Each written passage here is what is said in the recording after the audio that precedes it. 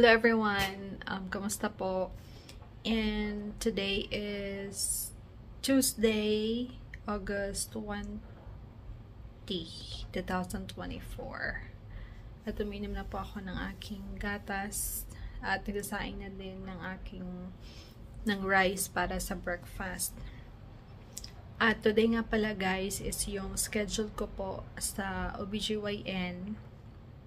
It will be in the afternoon around 2:40. So, malapit lang naman dito.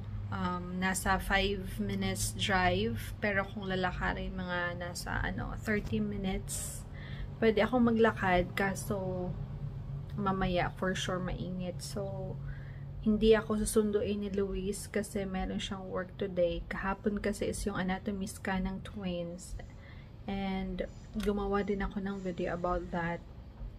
So, hindi nakapasok si Luis ng 1.5 hour. So, today, kailangan talaga siyang hindi magdiban sa work. Kaya, we decided na mag-Uber na lang ako papunta doon at pabalik. So, ayan. At yung anatomy scan pala guys, kasi hindi ko siya masyadong na-explain doon sa isa kong video. Ano po yun, chine-check po lahat ng body parts ng isang baby. So, yung twins right now are 21, the twins right now is 21 weeks. Chinek po lahat, mineasure po lahat ng kung ano yung sizes ng heart nila, ng brain, ng mga spinal cord, lahat. Chinecheck po lahat kung okay po ba or hindi. So, yan po yung anatomy scan na tinatawag. Hindi ko alam kung meron yan sa Pinas. Kung meron man, I don't know kung ilang weeks na ginagawa yung anatomy scan kasi dito sa US usually, ginagawa nila kapag nasa 20 weeks. 20 weeks to 22 ata or 23 weeks. Kasi yung sa akin nasa 21 na. And then, next month will be to the echo na naman ng twins. At saka another check-up ko ulit. Kasi yung check-up ko is twice a month. Isa sa high-risk doctor at saka isa naman doon sa sa OBGYN. So doon sa high-risk doctor, doon talaga ako every month meron akong ultrasound. And then doon naman sa OBGYN is sinasabi yung result ng ultrasound, tapos if everything is good or not, like that. At sinecheck lang yung heartbeats ng twins through Doppler. At bumili din kami ng Doppler. Actually, they said it's not recommended yung mga home Dopplers daw. Pero we tried, just in case, diba? We tried na bumili at nakabili kami guys. At paminsan-minsan, sinecheck ni Habi yung yung heartbeat ng twins. So far, so good naman. At para sa akin, mabuti na merong Doppler dito sa bahay para naman kampante tayo. Basta, i-search nyo muna kung paano po gamitin. So, ayan, kasi later ako lang mag-isa pupunta doon. First time kong pumunta doon na mag-isa kasi usually sasamahan ako ni Habi. Kasi, this week kasi yung check-up ko is nagkasabay sila. Actually, kahapon dapat yun. Pero kinancel ko kasi nga po, may check-up ako nung morning.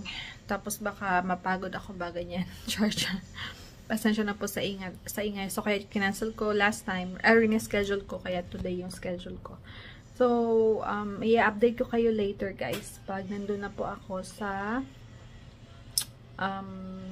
clinic ng OB-GYN ko. See you later!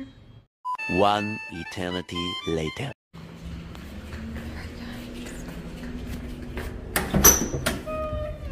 Hi, good afternoon. Great. I have an appointment at 2:40. You're welcome to have a seat if you'd like. Thank you. Thank you.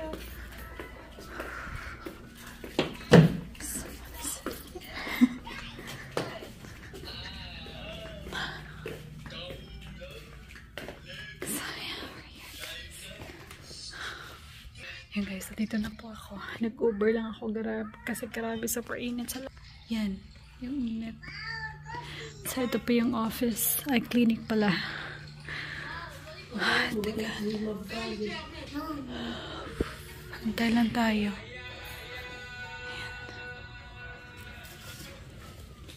Oh, it's really hot. Nandito na ako sa loob ng room, guys. Ayan. Ito pa yung nasa loob.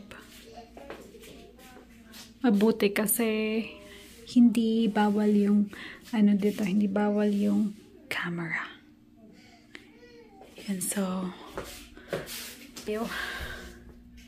nahapo ako. Mag-wait tayo sa aking OBGYN. First time na wala si Luis. Kaya kailangan ko i-record to para malaman din niya kung ano po yung result ng check-up today. Super init sa labas, as in. And then later, pag uwi ko, mag-u-Uber din ako. Kala ko yung doktor na.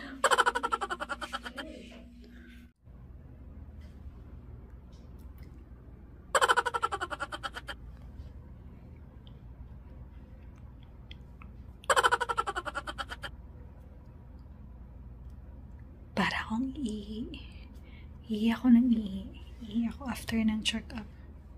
Paglabas dito sa room, ihi ako before uwi ng bahay.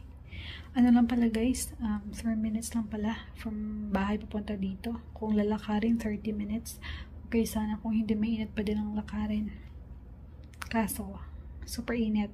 Pero doon sa high-risk doctor ko, 11 minutes lang. So kahit mainit, kaya lang na lakarin.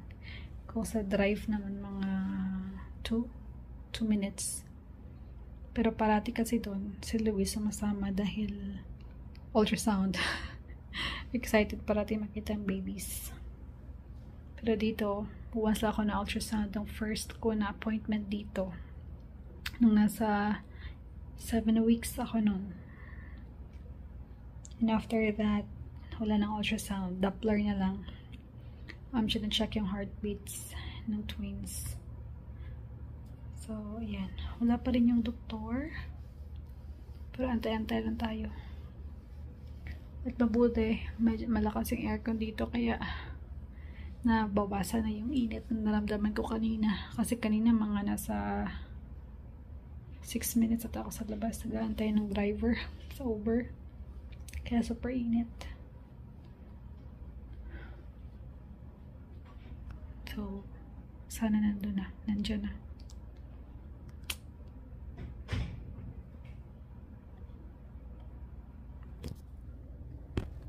Hindi ko lang kayo dyan, ha? Hindi naman bawal yung phone. Wala namang nakalagay dito na bawal. Unlike doon sa high-rise na sa loob ng room. Meron talaga nakalagay na bawal yung phone. So, we're safe.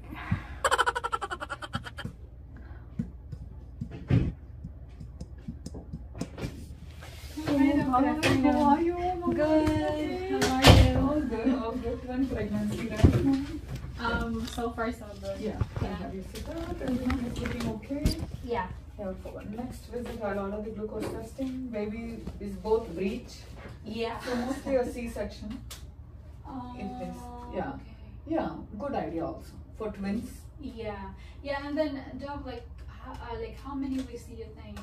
Like Usually at 37, 37. 38 weeks. 38 weeks we'll schedule you. Okay, so not 38 weeks. Okay, 38. So you'll be scheduled around the December 15th or so something. Okay. December 29th, so 15th. Yeah. Yeah. So December 15. Yeah. Okay. Okay, I'll have you lay down.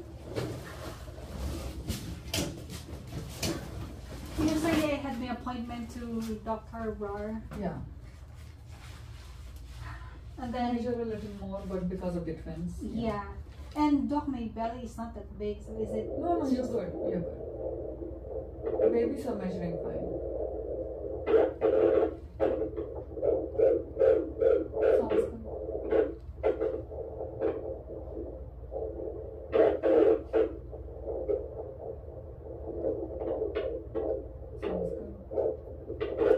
I always feel the movement of baby A here, but for baby B, like just less movement. So Yeah. Is it nothing to be worried That's about? okay, Mama. And this time you're not going to feel a lot of stuff, movements. right? Yeah. Yeah. Okay. Yeah.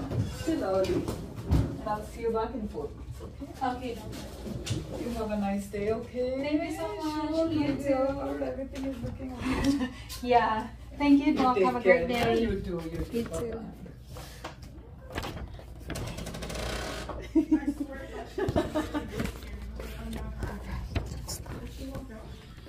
Okay.